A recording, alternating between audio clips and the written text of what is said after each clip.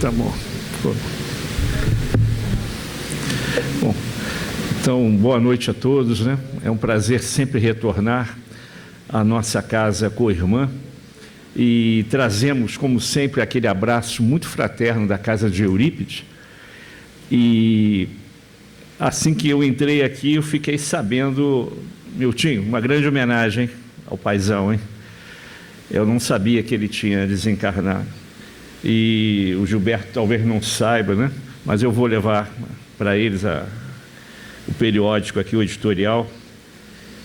Bem lembrado, uma bela homenagem, viu, Miltinho? Que a tua família siga em frente, que Jesus esteja com vocês, dando aquela força, e ele agora com mais facilidade no plano espiritual. Bela homenagem que vocês fizeram ao nosso Milton Peixoto. O tema que nos traz hoje aqui são as penas temporais, né? Que vai dar continuidade, ou quase o fechamento lá, o capítulo relacionado a penas e gozos futuros. Uma das coisas mais admiráveis na doutrina espírita é o fato dela ser uma doutrina de conforto. Ela traz um bem-estar a todos nós, os adeptos, aqueles que são simpatizantes, por exemplo. É uma doutrina que reconforta. Eu creio que não existe outra religião, doutrina, seita, o nome que queiram dar, em relação exatamente quando chega nesse ponto, nas perdas, entre aspas, porque não há perda alguma, dos entes queridos, das dificuldades que passamos aqui na terra, o porquê das provas, expiações, ou do choro, ou do ranger de dente, como está no Evangelho. Muitos se dizem vitimados. Por que que Deus não olha para mim? Ele não está vendo o meu sofrimento, o que eu estou passando, eu e a minha família. Então, às vezes nós nos fechamos numa bolha. E aí a gente tem que lembrar Emmanuel, quando diz que nós somos crianças espirituais e o nosso comportamento é bem semelhante ao de uma criancinha. Afinal de contas, nós somos espíritos ainda brutalizados pela matéria, ainda muito que crescer, muito que evoluir.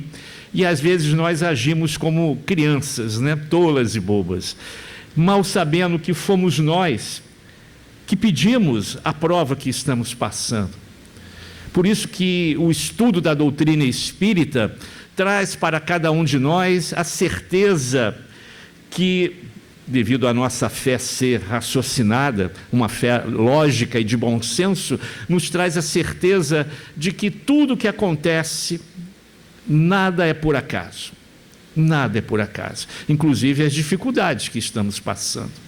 Ou as chamadas perdas de entes queridos. A doutrina espírita, desde 1857, matou a morte.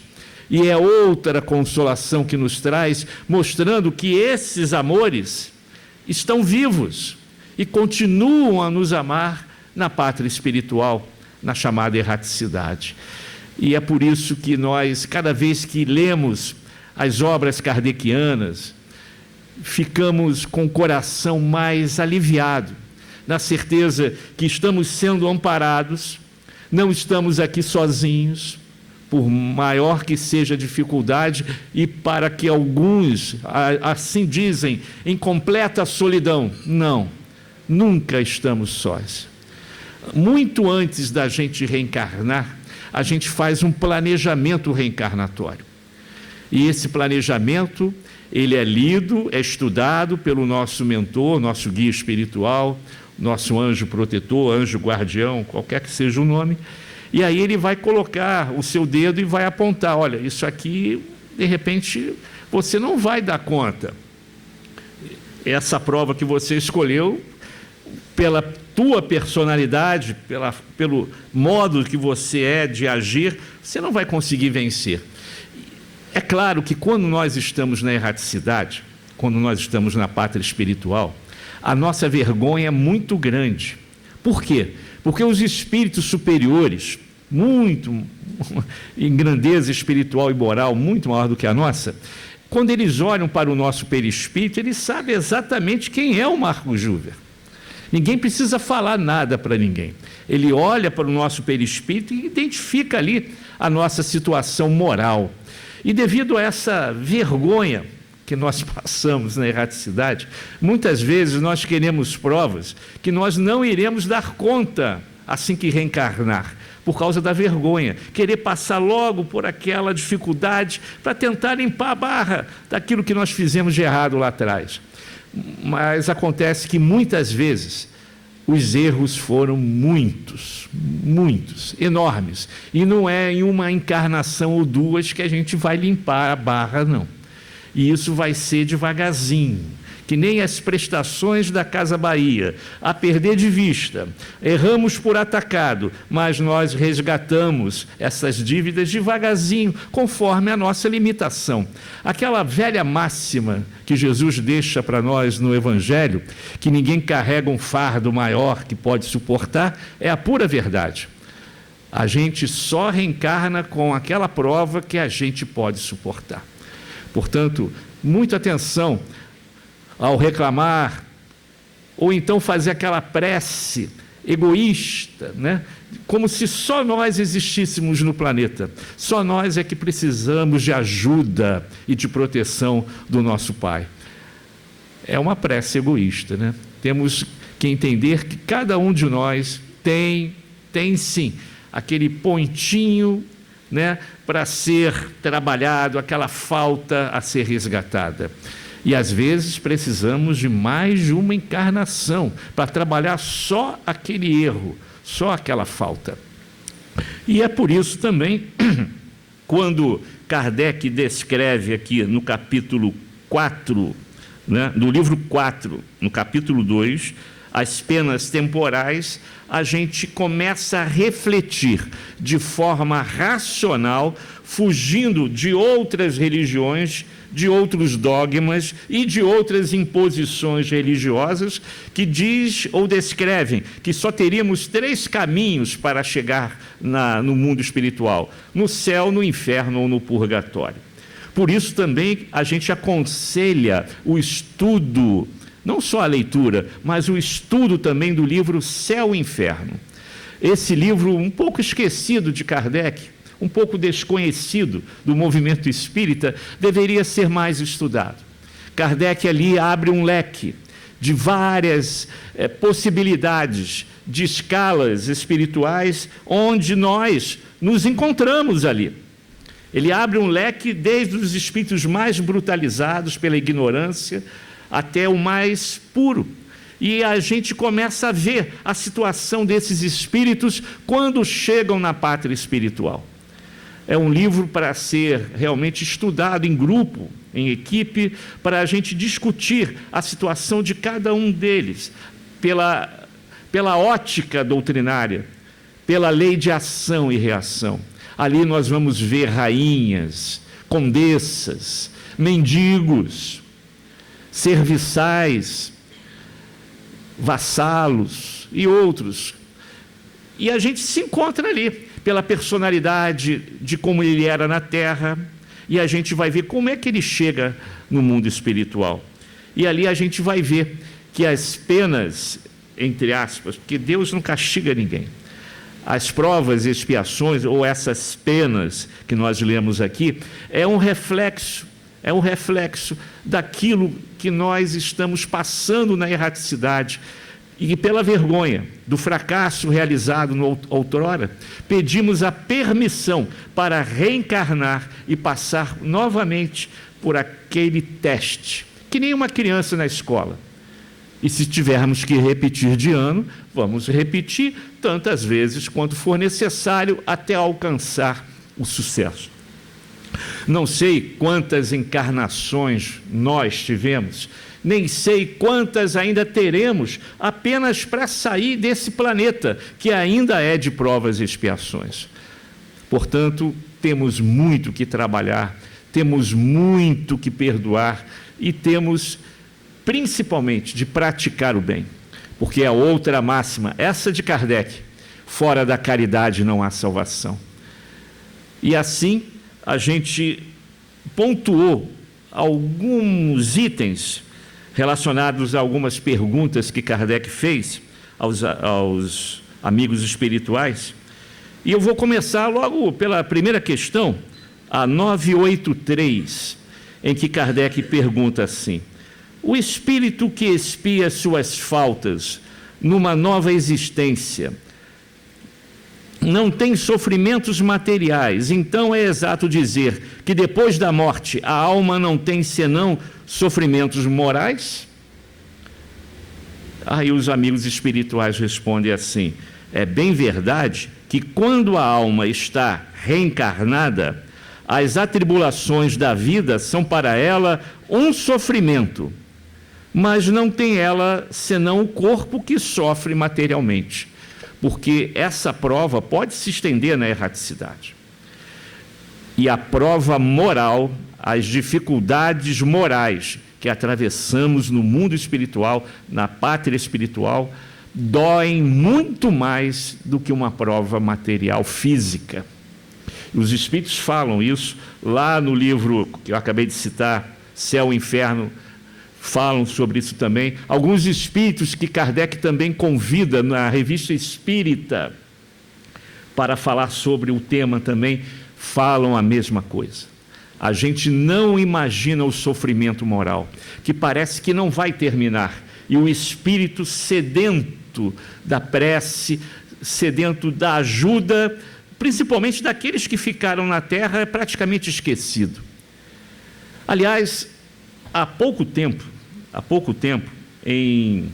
no início desse ano, a secretária, a nossa secretária lá em casa, que ajuda, né, nas tarefas lá de casa, evangélica, ela trouxe a notícia que a irmã dela, que estava muito doente e acamada, veio a falecer.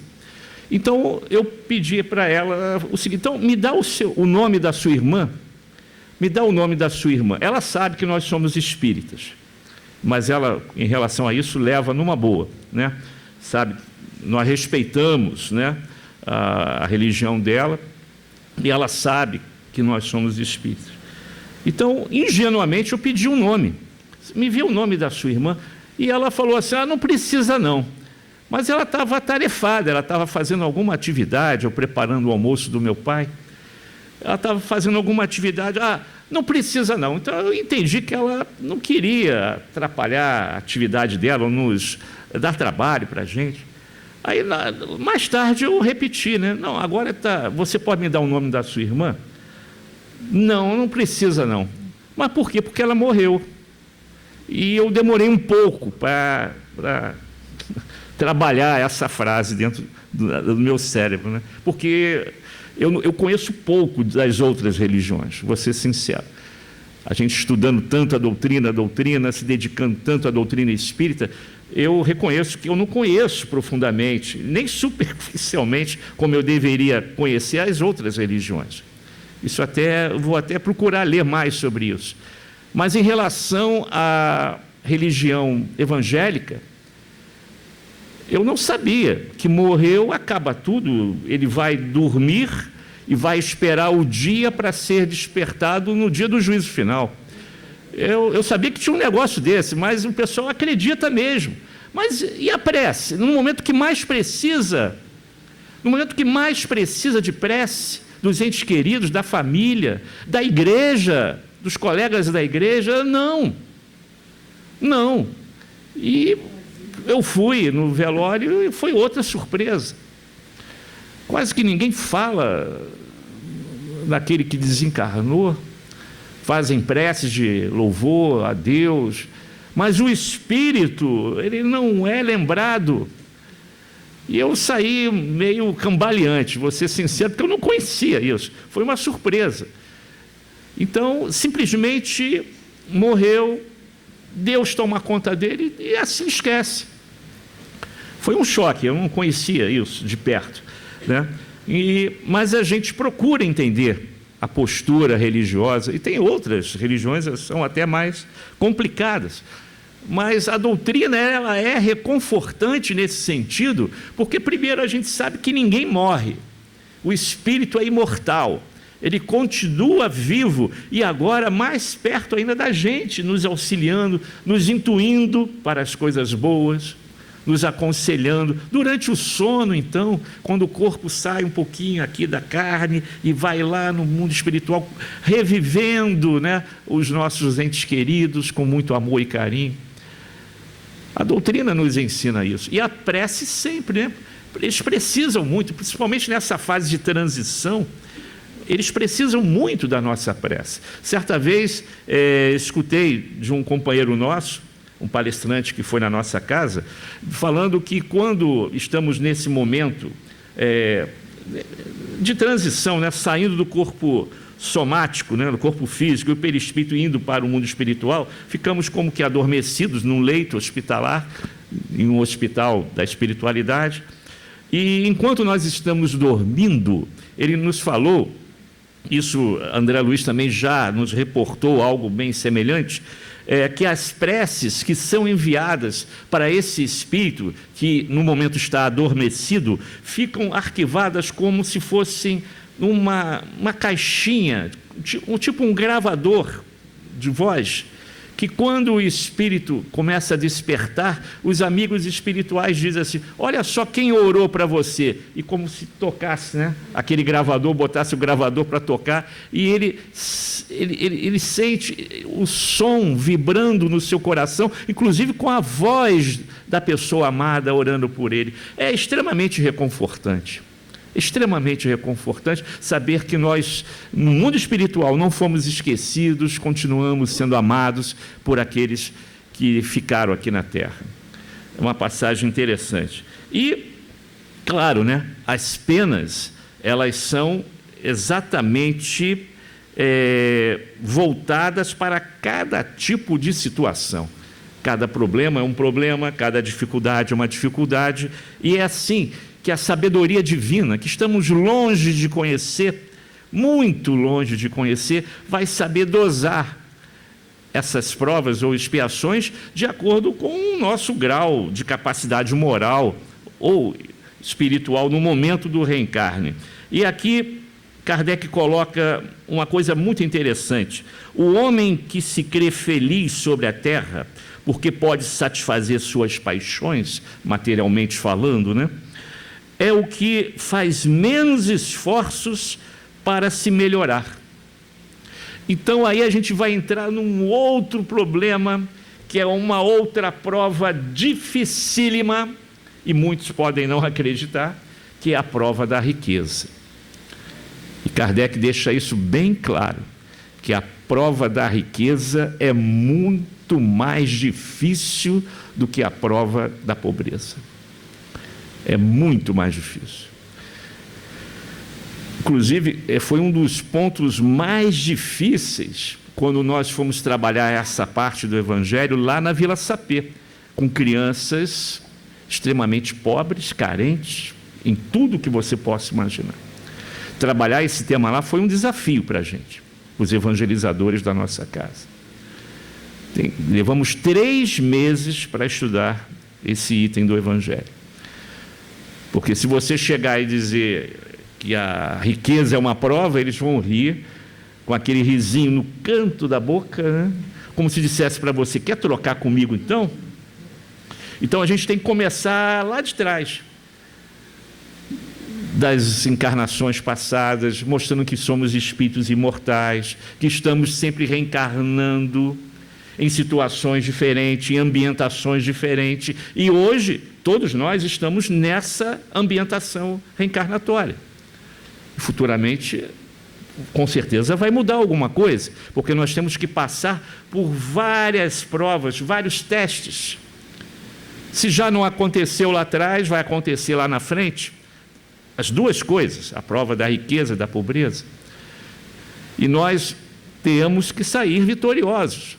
Eu fico lembrando muito, eu sempre quando eu falo isso, eu cito a Condessa Paula, lá do livro Céu e Inferno também, em que ela pediu 2 encarnações na miséria, antes da prova da riqueza, como uma condessa. Porque ela sabia que no início ela ia falhar. Então ela pediu reencarnações como pobre, miserável, para poder valorizar o dinheiro, a fortuna que ela teve com o seu cônjuge, um conde alemão. Ela desencarna com 36 anos, e segundo os amigos da região em que ela viveu, confidenciou ao pessoal da Société, à equipe de Kardec, que nunca viram um féretro tão grande, com tantas pessoas, de todas as, vamos dizer assim, nuances sociais e econômicas, desde o mais pobrezinho ao mais rico, indo seguindo aquele caixão, porque era uma pessoa amada, ela não permitia excessos de nenhuma ordem no seu castelo. E olha que tinha semanalmente banquetes, saraus, ela sim fazia lá as coisas que tinha que fazer, mas não permitia o excesso, não tinha sobras, e caso sobrasse alguma coisa, ela doava para a comunidade no entorno do castelo. E venceu, fez muita caridade. Fez muita caridade. E o fato da gente, como espírita, conhecer isso, até certo ponto facilita a nossa chegada, ou dificulta a nossa chegada à pátria espiritual. A última questão que vocês estudaram, possivelmente na semana passada, antes da gente entrar em penas temporais, foi uma questão parecida com isso. Kardec pergunta: é necessário fazer profissão de fé espírita e de crer nas manifestações para assegurar nossa sorte na vida futura? Ou seja, tem que ser espírita para chegar bem na pátria espiritual? E os espíritos falam, claro que não. Claro, aliás, religião é coisa do homem. Religião é coisa do homem, nós é que rotulamos, nós é que criamos as religiões. O próprio Jesus não tinha religião. Mas ele nasceu lá, junto lá com os judeus, ele era hebreu, ele amava Moisés, mas a religião de Jesus sempre foi o amor, que vai ser a religião universal, se podemos dizer, no futuro.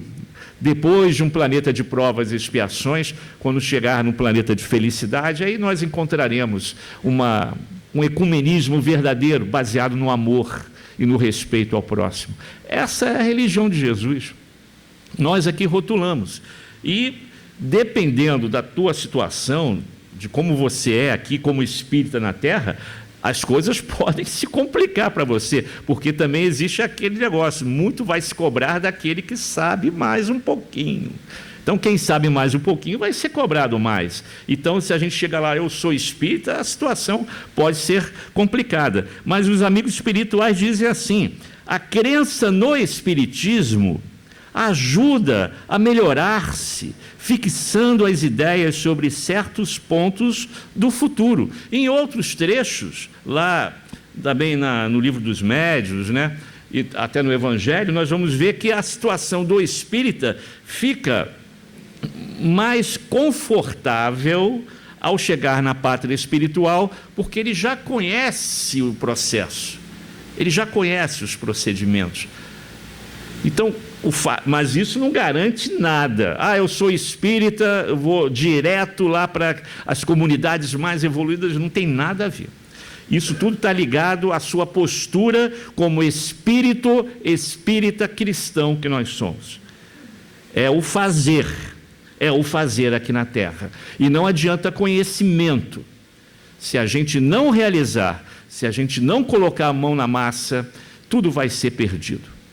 Doutrina espírita é movimento, é ação. Então, se nós estamos aqui, estamos trabalhando para a nossa evolução também, estudando, aprendendo, mas sempre vinculando esses ensinamentos a alguma atividade de ajuda ao próximo. Se não for na casa espírita, pode ser lá fora, em qualquer lugar, não precisa ser na casa espírita. Mas nós somos espíritas 24 horas por dia. Aqui, lá fora, no ambiente de trabalho, ou como eu sempre digo, e aqui eu vou repetir mais uma vez, eu sempre digo que o local mais difícil de ser espírita é dentro da nossa casa. É dentro da nossa casa, porque ali nós não temos máscaras, Ali nós somos o que realmente somos e mostramos ser para aqueles entes queridos que estão lá dentro, ao nosso redor. Aqui eu posso estar enganando todo mundo, né? Mas dentro do lar, a verdade é marcante. Pela nossa postura, pela nossa índole, pela forma de pensar, de falar, de agir. Ali não tem máscaras. É o maior desafio, ser espírita cristão dentro da nossa casa. E Kardec continua em relação às vicissitudes da vida, em relação às punições, às faltas atuais. É uma pergunta que ele faz: as vicissitudes da vida são sempre a punição das faltas atuais? Não, já o dissemos, são provas impostas por Deus ou escolhidas por vós mesmos, no estado de espírito e antes da vossa reencarnação, para expiar as faltas cometidas em outra existência. Claro que tem muita coisa que acontece nessa mesma encarnação, e aliás, é Emmanuel que diz, né, que muitas das dificuldades que nós encontramos nessa encarnação são consequências da lei de ação e reação dessa mesma existência. Não coloque tudo no passado, não. E eu posso chegar até aos 80%, 85% das dificuldades bravas que a gente passa aqui foi consequência daquela palavra mal colocada, daquela reflexão infeliz que você fez do teu companheiro, de um deslize muito feio, derrapou. Porque quando a gente está em determinados locais, né, a gente, às vezes, para se parecer tal qual o nosso companheiro ou a categoria social em que ele está, nós, às vezes, passamos do nosso limite. Somos vaidosos, sim, somos orgulhosos, somos muito egoístas, egocêntricos. Então, eu costumo dizer lá para a garotada do Eurípides, da mocidade, que quando a gente aprender a conjugar dois verbos, o verbo amar e o verbo perdoar, nós nem iremos precisar reencarnar mais na Terra. Mas estamos ainda longe disso. Amar e perdoar, mas não de boca para fora, de verdade, lá do fundo do coração. A gente ainda tem algumas encarnações a realizar. Mas já melhoramos bastante, né? Pelo menos dessa vez nós chegamos a uma casa espírita. E também ninguém chega por acaso a uma casa espírita. Já chegamos lá. Agora basta a gente abrir os olhos e entender, né? Olha, tudo foi facilitado para que chegasse aqui. E agora, o que é que você vai fazer? O que é que você vai realizar? A modificação daquele homem velho que insiste em nos perseguir, não está na hora dele ser modificado também? Reforma íntima, né? Era isso que pedia Jesus. E é isso que uma casa espírita pede da gente. Através dos estudos, do trabalho social, do trabalho voluntário, em várias partes da casa. O que não falta é trabalho numa casa espírita. Trabalho sempre vai ter. E assim a gente vai trabalhando aquela reforma íntima que não é feita de uma maneira rápida, não. Aliás, tudo na natureza é devagar, mas vai acontecendo. O planeta já está se modificando. Estamos vendo coisas que estão acontecendo hoje, que a mídia passa para a gente, que nós não acreditávamos se fosse feito há 20, 30 anos atrás. As coisas estão acontecendo, mas quase sempre de uma maneira um pouco lenta, porque na natureza é assim, mas está acontecendo. A garotada da nova era, ou da era nova, já está aí. Eles já estão aqui, muitos dentro da casa de vocês, como netos, filhos, sobrinhos. Já estão aí, pessoal. E é uma garotada que conhece doutrina espírita. Vocês podem entrar no YouTube, pesquisar lá a garotada falando de evangelho, falando de espiritismo como gente grande, como esses grandes oradores que nós temos por aí, do Haroldo. Olha, cada dia chega novos talentos. É a equipe de Emmanuel, né, que já está aí. Aliás, eu vou abrir um parênteses, o pessoal de quinta-feira conhece essa historinha, mas parece que o público é um pouco diferente de quinta-feira, eu vou repetir essa historinha que aconteceu com a gente 4 meses atrás, quase 4 meses atrás, numa casa espírita chamada Luiz Sérgio, lá no Valqueire, na estrada do Fontinha, Travessa da Fontinha. É uma casa espírita chamada Luiz Sérgio. O Valqueire é aquela área ali perto da Vila Militar, perto da Aeronáutica, no Campo dos Afonsos, tem uma entradinha que você vai sair lá em Bento Ribeiro, chamada Travessa da Fontinha. Lá tem uma casa chamada Luiz Sérgio. E todo ano essa casa, através da Sônia Chacon, que é a presidente fundadora da casa, até por sugestão talvez do Divaldo, que ela é muito amiga do Divaldo, ela tem essa casa lá, não tem nem 15 anos ainda. É uma casa relativamente nova. E todo mês de agosto, final de julho, início de agosto, ela faz um encontro com os jovens na arte espírita, principalmente vinculado à música. E dessa vez estivemos lá com o nosso companheiro Moacir Camargo, lá de São Paulo, compositor, músico espírita. Ele teve lá uma participação bem significativa, e vários outros músicos, né, do Rio de Janeiro e São Paulo e Minas, né? Foi um domingo musical, um domingo inteiro. E na hora do almoço, eu estava com o Moacir, e ela cercou da gente e falou assim: olha, eu vou contar uma coisa. Eu estou falando isso em relação à nova era, né? Eu vou contar uma coisa, mas vocês não são obrigados a acreditar. E ela me contou então essa história. Esses eventos que tem em agosto aqui no Rio de Janeiro, quando o Divaldo percorre quase todo o Rio de Janeiro e culmina naquele shopping, né, lá da Barra, né, no Via Parque, né, antigo Metropolitan, hoje é KM de Vantagem, não é isso? Eu acho que agora era antigo Metropolitan. Então sempre culmina ali uma palestra do Divaldo. Ele percorre todo o Rio e ali ele termina o seu ciclo semanal de palestras ali naquele shopping, num grande auditório. A mesma coisa ele faz em São Paulo, no primeiro semestre. A FEESP convida o Divaldo para fazer a mesma coisa. E termina lá num shopping também enorme, lá num auditório enorme. E nesse dia, a Sônia Chacon estava lá, participando desse evento. E vocês sabem, o Divaldo hoje está muito doentinho, né? O Divaldo está muito doentinho.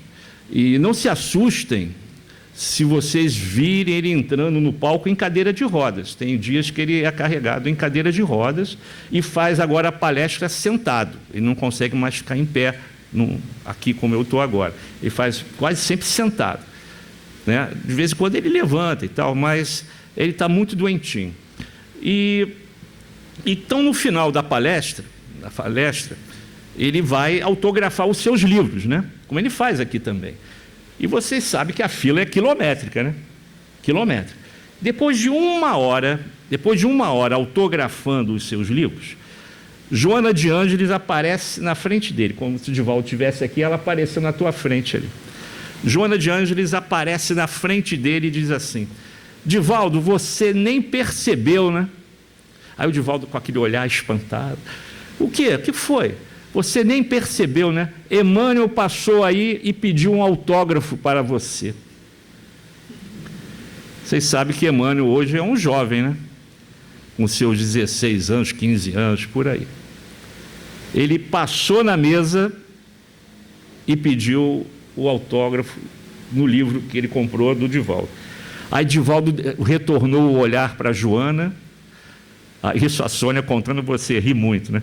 O Divaldo olhando para a Joana, e o Divaldo não sabia se agradecia ou xingava a Joana, porque o Emmanuel passou ali, ela nem para dar uma cutucada: ó, esse aqui é o Emmanuel. Ela não fez isso, e claro que não ia fazer, né? Já pensou se a gente sabe quem é esse moleque? O inferno que ia ser na vida desse garoto? Que centro ele está? Pelo menos eu sei que ele já é espírita, né? E está em São Paulo, na grande São Paulo. Está morando ali.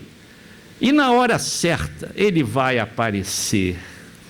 Na hora certa, as coisas vão acontecer.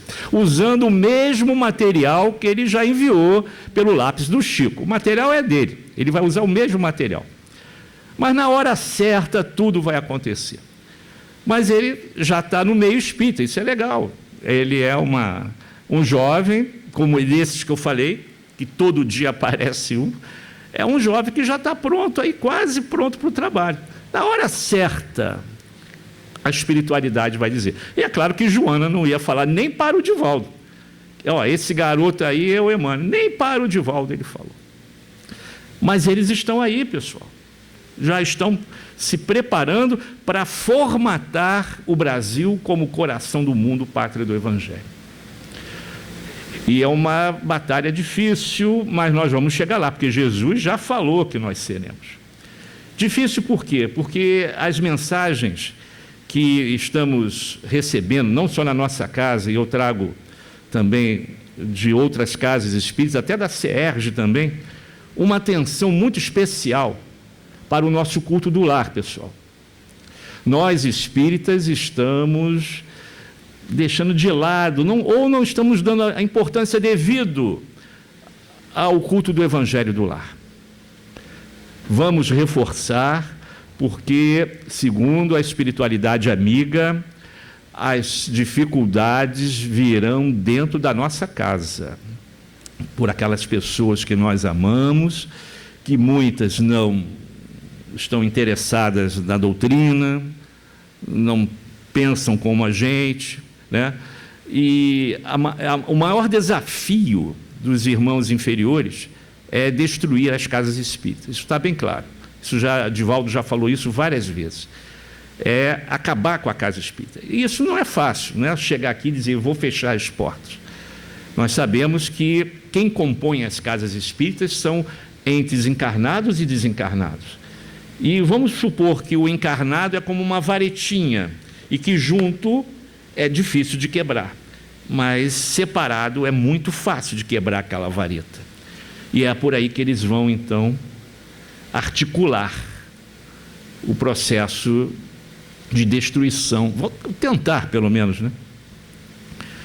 A partir dos problemas domésticos, para atingir a casa espírita. Veja só como eles são inteligentes, eles vão pela casa atingir o servidor da casa espírita para chegar ao centro espírita.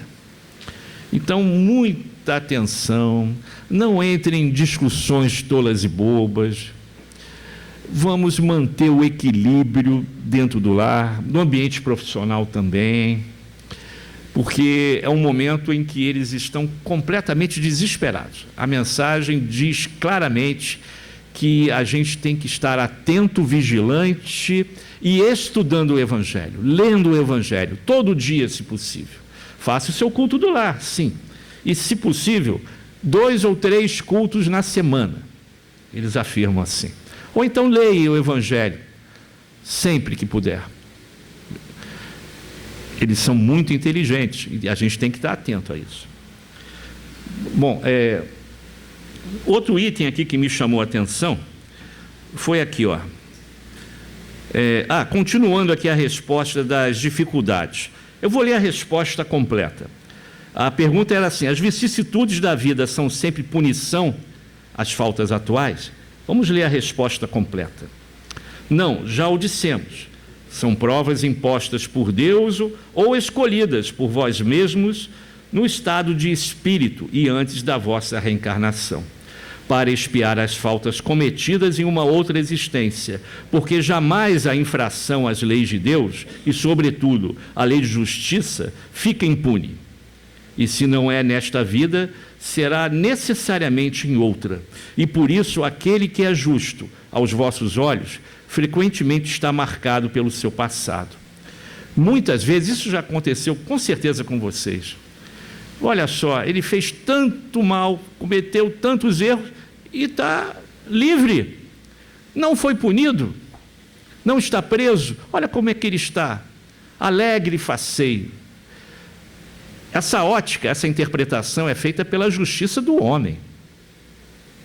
A justiça do homem é uma coisa, a justiça divina é outra. Ele poderá passar sem problemas nenhum na justiça do homem, mas assim que chegar na erraticidade, aí vem as dificuldades no campo da moralidade. Recentemente fizemos um estudo a respeito dessas consequências das pessoas que durante encarnações passadas, algumas na Idade Média, tinha o prazer de torturar, matar, fazer sofrer. Essas, quando desencarnam, primeiro já passa por uma dificuldade muito grande. Uma dificuldade muito grande. Eu me lembro de uma mensagem, também no livro Céu e Inferno, de um mendigo, que foi conde, que foi da nobreza da Europa medieval, que mandava fazer, acontecer, punia, matava, mandava matar, dentro do seu feudo. Desencarna, e a primeira grande prova que ele passa é estar com o seu perispírito colado ao corpo somático, tal qual o do suicida, e acompanhar a decomposição do corpo célula por célula. Essa é a primeira prova que ele passa. Ele fica 350 anos na erraticidade, em pleno sofrimento, até finalmente ele assumir a sua posição de espírito imperfeito e pedir perdão, mas de forma verdadeira a Deus. Pedir perdão. O arrependimento chega, mas isso só não é suficiente para acabar com as dificuldades. Então ele é recebido pela falange espiritual que o cercava, mas ele não via, porque a sua visão estava em outro foco. E tem à sua frente, e teve à sua frente durante todo esse período, todos aqueles que ele mandou matar injustamente, que se tornaram inimigos espirituais, e teve que ficar de frente a eles, um por um, recebendo ofensas, impropérios, palavrões. Imagine viver assim 350 anos. É difícil, né, pessoal? Mas sempre reafirmando que a gente nunca está sozinho. Quando realmente aquele período chega a um ponto, o sofrimento é tanto em que ele pede ajuda, a ajuda se materializa. Mas tem que ser aquela prece verdadeira, pessoal. A ajuda se materializa e as coisas então vão acontecer. Lei de ação e reação, da lei divina. Pode ter escapado das penas terrenas.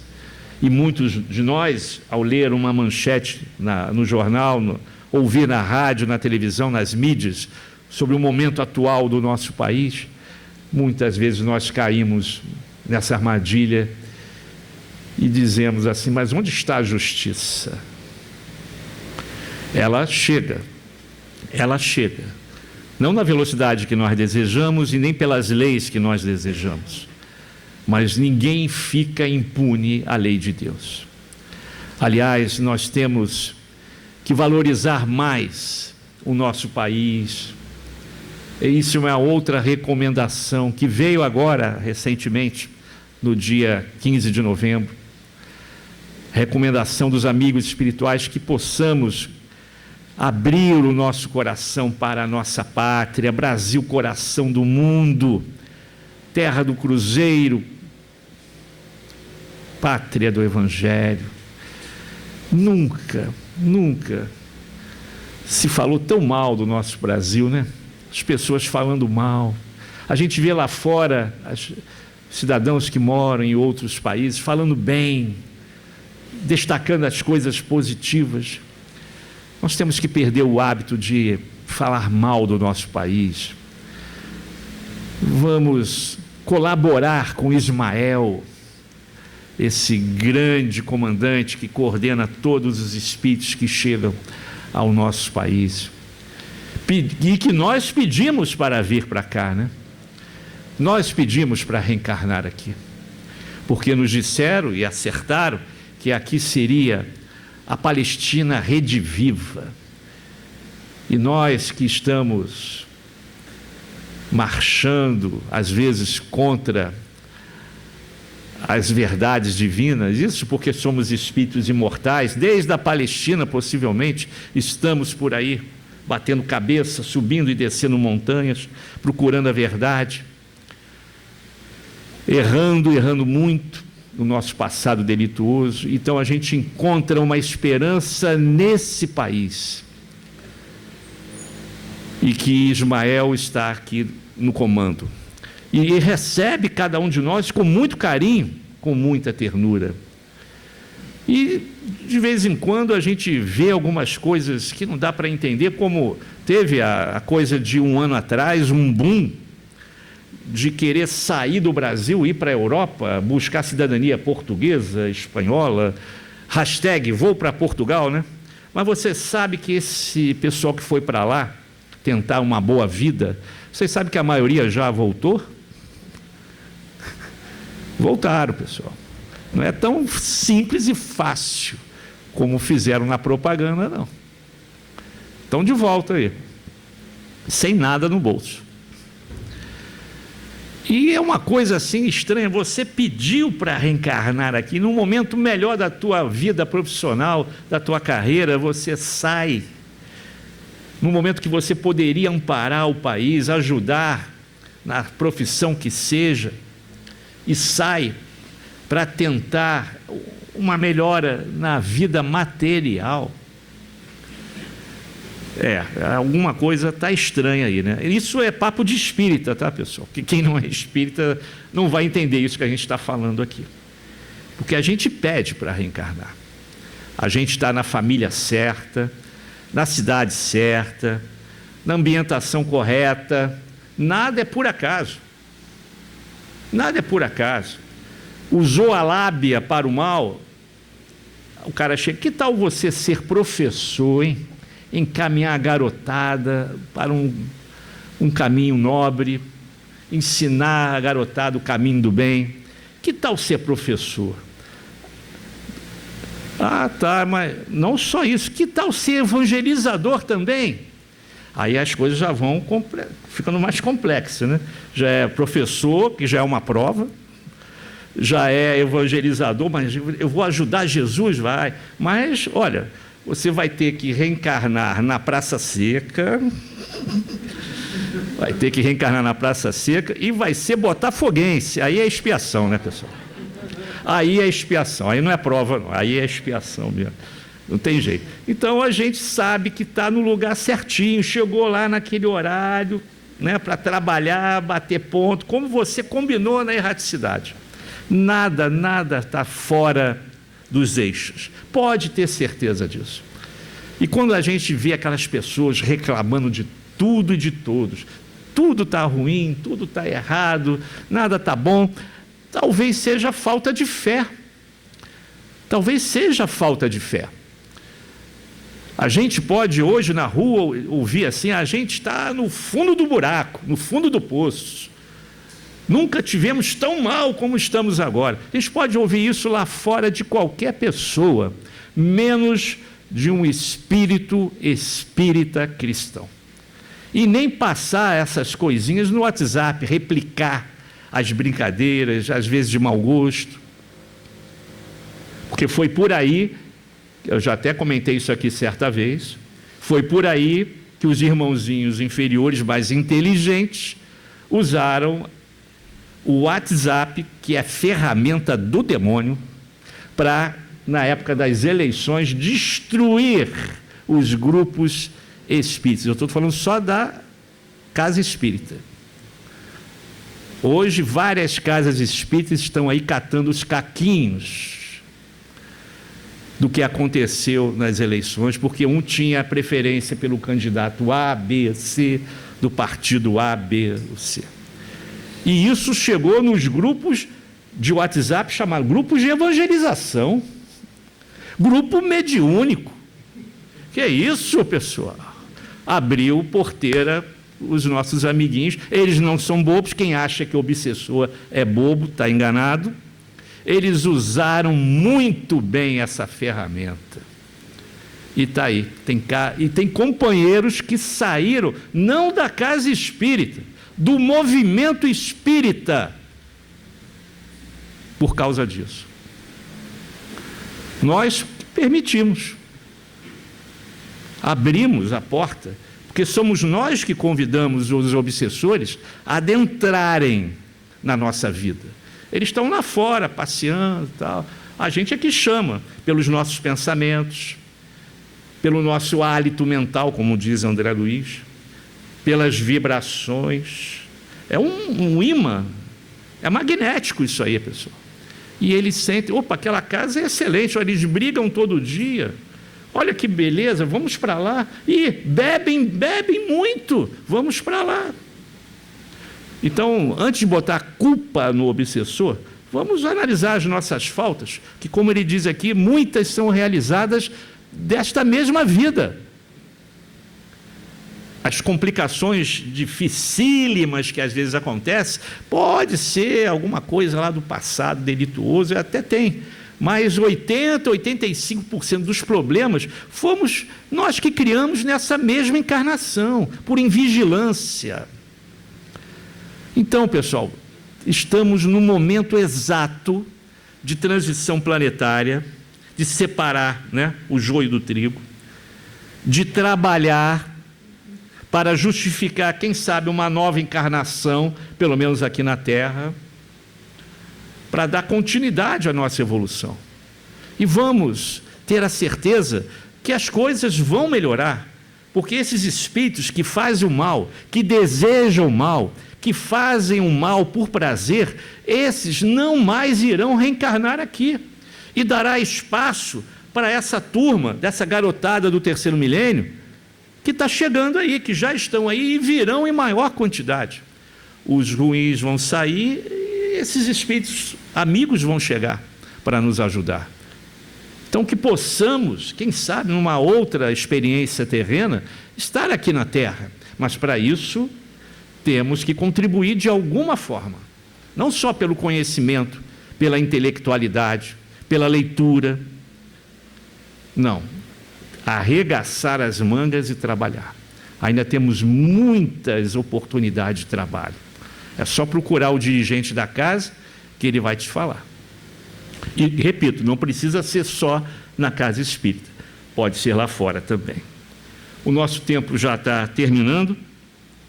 E fica aqui a última perguntinha, só para fechar. A 989. Kardec diz assim: há pessoas que, sem serem positivamente mais, tornam infelizes todo aquele que a cerca, pelo seu caráter. Qual é para elas a consequência? E, gente, cá para nós, tem pessoas, principalmente no ambiente profissional, são complicadas, são chatas mesmo. Eu me lembro daquele desenho, quem tem mais de 50 anos aí vai lembrar.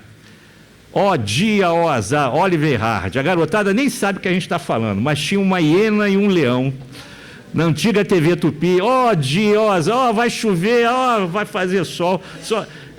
Eu tenho um amigo assim no meu ambiente de trabalho. Eu tenho, gente. E se a gente fizer um cálculo bem pequenininho, a gente vai ver que, às vezes, ficamos mais tempo com os nossos colegas de trabalho do que com a nossa família. Às vezes, à noite, por exemplo, alguns estudam, dão aula, sábado é para fazer um curso. Às vezes, só tem um domingo, um pedacinho de sábado para ficar com a família, enquanto que aquele colega, você vive toda semana ali, e aquilo vai introjetando, pessoal, aquilo vai entrando, sem você perceber, você fica igual, é complicado. Então, os espíritos dizem assim: essas pessoas seguramente não são boas, né? Essas que só vivem reclamando, falando mal de tudo, né? Não são boas, e o espiarão pela visão daqueles que tornaram infelizes, e isso será para elas uma censura. Depois, numa outra existência, suportarão o que fizeram suportar. Passarão pelas mesmas dificuldades. Aliás, essa é a essência da lei de ação e reação. Retornamos à Terra e mudamos os papéis. O cenário pode ser o mesmo, mas mudamos os papéis. Invertemos os papéis. E esse nobre da Idade Média, que eu falei para vocês, que ficou 350 anos em expiação, ele teve que, como mendigo, viver no mesmo condado onde ele era rei, senhor feudal daquela área, voltar como mendigo, mendicando lá o pãozinho, as migalhas de pão, no mesmo lugar onde ele fez sofrer dezenas, centenas e milhares de pessoas, e passar pelas mesmas dificuldades, possivelmente potencializadas. Ele viveu 90 anos na mendicância, mas venceu a prova, Então ele retornou vitorioso ao plano espiritual, mas venceu a dificuldade. Gente, o nosso tempo realmente já acabou. Fica aqui a nossa reflexão de como a doutrina é consoladora, nos dá oportunidade de resgatar os nossos erros do passado, recente ou remoto. Que Jesus nos abençoe, e eu já posso aqui desejar um Feliz Natal para todos aí. Que Jesus abençoe a todos. Obrigado.